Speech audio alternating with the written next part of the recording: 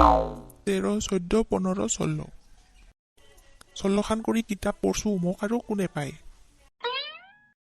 চব প্ৰশ্নৰে double double answer দিবা পাৰিম অলপ ৰেষ্ট কৰো ৰ বহুত কিতাপ চিতাপ পঢ়ছো না ভাগৰ লাগছে ইস টাইম নাই ঘুমে আছে তোৰ ঘুম ভাঙাব লাগছো মই ঐ হাৰামজাদা কিমান ঘুমা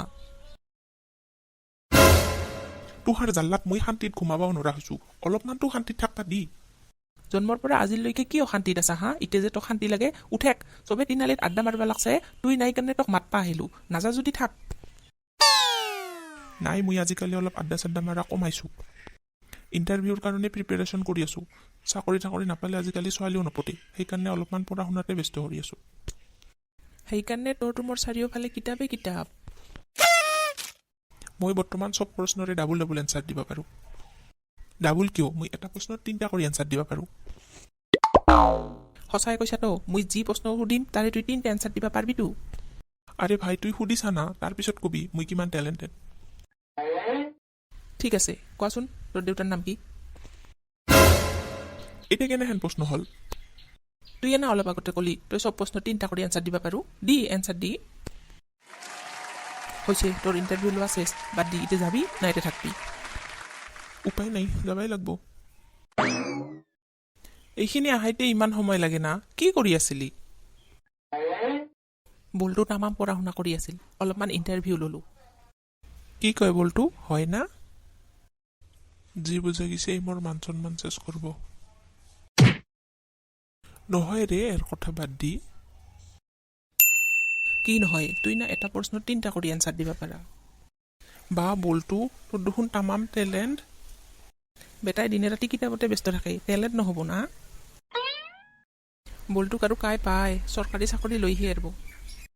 আমাকো অলপমান পঢ়া শুনাৰ টিপছ গিলা দিবিতো কিয় নেদব দিব সি শিকাবা লাগলি এটা প্ৰশ্নৰে তুই 5টা কৰি এনসাৰ দিবা পাৰিবি হয় না বলটো হ'ব শিকাম কিয় নিশিকাম মই ইতেহে অলপ চলপ পঢ়বা আৰম্ভ কৰিলো ৰ আগত মই শিকি লওঁ তাৰপিছত শিকাম দে বলটো তুই কেই ঘণ্টা কৰি পঢ়া বেছি নহয় 3-4 ঘণ্টামান পঢ়ো ঐ মিছা কোৱা কিয় তুই না 10-12 ঘণ্টা কৰি পঢ়া বাপৰে ইমান টাইম পঢ়া সেইকাৰণেতো তুই টেলেণ্টেড হৈছা ইতে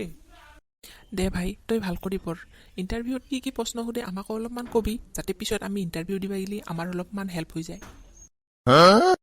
হ'ব ভাই কম চিন্তা নকৰবি কিয় নকম